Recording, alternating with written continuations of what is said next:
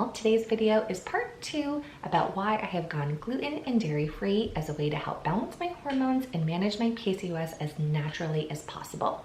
If you missed last week's video, then I'll link it up in the cards and in the description box. I gave you all the details about how gluten can affect our hormones with PCOS and why giving it up is probably a good idea. So in today's video, I'm going to be talking about dairy, how it affects our hormones with PCOS, why it is not good for women with PCOS, and some tips and tricks on how to go dairy-free as painless as possible. So let's jump right on into it and talk about what is wrong with dairy. Dairy has been known for years as a very healthy food. I think we all remember those milk mustache ads from like the 90s or early 2000s that were so popular. So I'm just gonna put it bluntly. I know that this might be kind of a weird way of thinking about it, but dairy milk is just another form of breast milk. Now, if you have ever breastfed a baby, then you know exactly what happens. Those babies turn into roly-poly little chubby things, and that is because breast milk contains a hormone called IGF-1. Now that stands for insulin growth factor 1.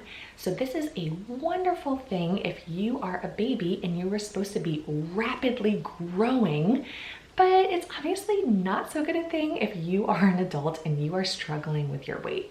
Women with PCOS already have high levels of IGF-1, so we don't want to add to these already elevated levels because this is going to mimic the function of insulin and it's going to end up turning glucose in our bloodstream into fat. Now, excess insulin can also stimulate our ovaries to produce excess testosterone, and this is what is responsible for so many of those pesky PCOS symptoms that we all despise, like hirsutism, male pattern baldness, cystic acne, irregular periods, not ovulating, and especially weight gain. Now, if that wasn't bad enough, dairy has an incredibly high insulin index. Now, I know most people are familiar with or have at least heard of the glycemic index. Now that is a way to measure the glucose response in your bloodstream when you consume a certain food. So women with PCOS or diabetes are advised to eat foods that have a low glycemic index so that it won't cause spikes in our blood sugar, because those just throw off our balance of insulin and blood sugar like you wouldn't believe. So foods that are really processed or have a lot of sugar have a very high glycemic index, and women with PCOS or diabetes are not advised to consume those foods. So the lesser known index is the insulin index. I know I have just heard about this for the first time within like the last month. I had no idea that it even existed. So dairy, while it has quite a low glycemic index, has an incredibly high insulin index. So you might have guessed the insulin index is how our insulin levels respond when you eat a certain food. So women with PCOS, at least 70% of us already struggle with some degree of insulin resistance. So this means that we already have high levels of insulin in our bloodstream. So if we're consuming foods with a high insulin index, it's only going to exacerbate that and make our bodies produce more insulin.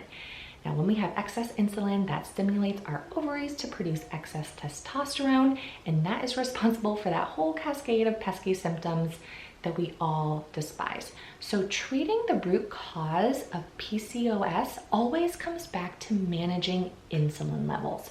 If we can normalize our insulin levels, it's going to bring down our testosterone levels, and our symptoms will finally start to improve, and we can lose weight if we need to. Now, going dairy-free is no easy feat. I've known for years that I need to do this, and I've been kind of doing like a half-ass attempt for at least the past year before finally fully committing about 10 or so weeks ago. And I'm happy to report that once you get over that initial starting phase where you're kind of getting used to it, it's really not as hard as I thought. So for me, cutting out milk was not a big deal at all, since I was never a big milk drinker, and there are so many amazing plant-based milks out there, and I've had no issues when a recipe calls for milk substituting a plant-based milk in those recipes. It always comes out just fine. So there's almond milk, which is my personal favorite, but there's also coconut milk, rice milk, oat milk, pea protein milk. I would probably advise against substituting soy milk for dairy milk on a regular basis because that has been shown to delay ovulation, and women with PCOS already have issues with that. Now, when it comes to cheese, you're probably not gonna like what I have to say, and that is that non-dairy cheese just isn't great. You are not gonna get the same taste and texture from a non-dairy cheese that you will from a traditional dairy cheese. It's just not gonna be the same, and it's going to be impossible to replace. So I have found much greater success with just simply eliminating it than trying to replace it with these processed vegan cheeses. Now, on some occasions, I definitely use them. In fact, I have had wonderful success making a homemade tofu ricotta that I've used in like lasagna and a couple other like Italian dishes, and that came out amazing.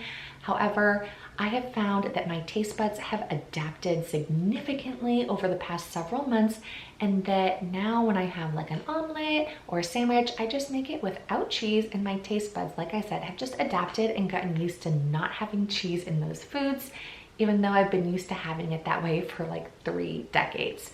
But I promise you, once you get over that initial hump, I swear you're not even gonna give it a second thought most of the time.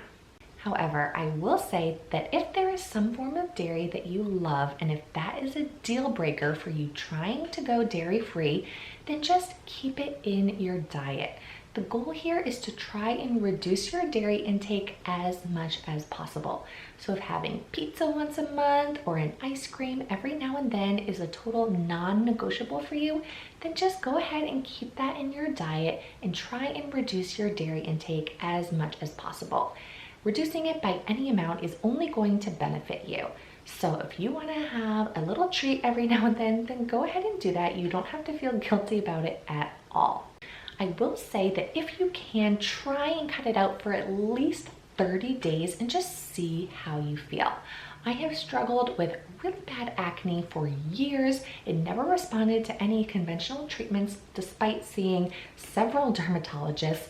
And after going dairy-free, my acne has completely cleared up for the first time in I don't even know how long, and I definitely contribute that to being dairy-free.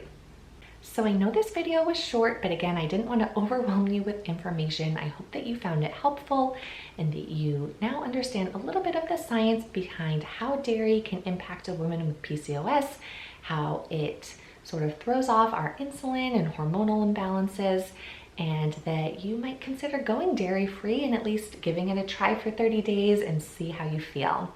If you do, please leave me a comment down below so that I can give you some encouragement and positivity on that journey, because I know it is challenging. And if you're looking for some extra support, follow me over on my Instagram. I post a lot on my feed and my stories about the foods that I'm eating and how I modify recipes to treat these new dietary restrictions that I have. I don't like using the word restriction, but modification maybe is a better way to say it. So I post a lot over there, so I hope that you'll give me a follow and that I can help guide you on this new journey. I'm a novice, but I'm trying to figure it out as I go. And if you have any tips or tricks, I would love for you to share them with me.